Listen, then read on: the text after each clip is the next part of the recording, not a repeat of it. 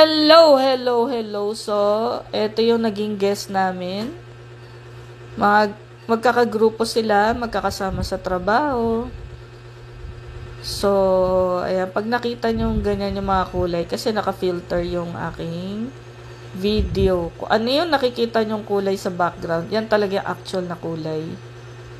So, medyo iba, ano lang talaga yung kulay. So, na-emphasize talaga yung kulay sa video. So, ito, magkakagrupo sila sa trabaho na nagpunta sa farm. Overnight sila for 22 hours. Yung iba, taga Quezon City, meron taga Montalban. So, pag nag-rent dito, private. Sila lang nakabook. Hindi kita makita.